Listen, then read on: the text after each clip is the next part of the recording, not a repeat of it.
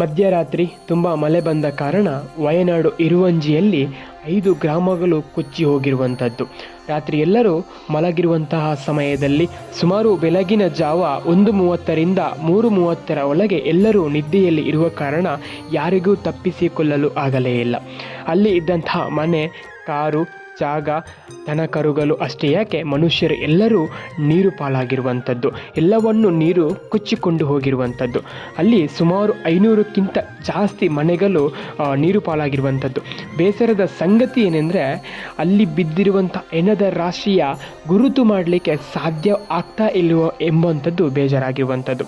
ಅಷ್ಟೇ ಯಾಕೆ ಈ ಒಂದು ವಯನಾಡು ಆಗಿರ್ಬೋದು, ಇರುವಂಜಿ ಅಲ್ಲಿ ಆಗಿರುವಂತಹ ಈ ಕಹಿ ಘಟನೆಯನ್ನು ಯಾರಿಗೂ ಮರೀಲಿಕ್ಕೂ ಸಹ ಸಾಧ್ಯ ಆಗದೇ ಇರುವಂಥದ್ದು.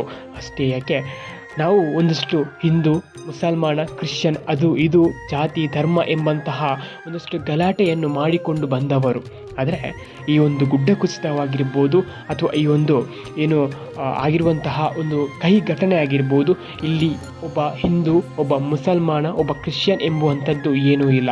ಎಲ್ಲರೂ ಇಲ್ಲಿ ನೀರು ಪಾರಾಗಿರುವಂಥದ್ದು. ಹಾಗಾಗಿ ನಾವೆಲ್ಲರೂ ಒಂದೇ ಎಂಬುವಂತಹ ರೀತಿಯಲ್ಲಿ, ನಾವೆಲ್ಲರೂ ಒಂದೇ ಎಂಬುವಂತಹ ವ್ಯವಸ್ಥೆಯಲ್ಲಿ ಬದುಕಬೇಕಾಗಿರುವಂಥದ್ದು. ಯಾಕೆಂದರೆ ನೀವು ನೋಡ್ತಾ ಇರ್ಬೋದು, ಮುಸಲ್ಮಾನ, ಹಿಂದೂ ಅಥವಾ ಇವ ಕ್ರಿಶ್ಚಿಯನ್ ಎಂಬುವಂತಹ ಭೇದ ಧರ್ಮ ಭಾವ ಯಾವುದೂ ಇಲ್ಲದೆ ಬಂದಿರುವಂತಹ ಈ ಒಂದು ಗುಡ್ಡ ಕುಸಿತವಾಗಿರ್ಬೋದು ಅಥವಾ ನೀರು ಆಗಿರ್ಬೋದು, ಎಲ್ಲವನ್ನು ಕೊಚ್ಚಿಕೊಂಡು ಹೋಗಿರುವಂಥದ್ದು. ಹಾಗಾಗಿ ನಾವೆಲ್ಲರೂ ಒಂದೇ ಎಂಬಂತಹ ರೀತಿಯಲ್ಲಿ ಬದುಕಿದರೆ ಒಂದಷ್ಟು ದಿನ ಖುಷಿಯಲ್ಲಿರ್ಬೋದು, ಖುಷಿಯ ಬದುಕನ್ನು ಬದುಕ್ಬೋದು ಎಂಬಂತಹ ಮಾತನ್ನು ಹೇಳುವಂಥದ್ದು.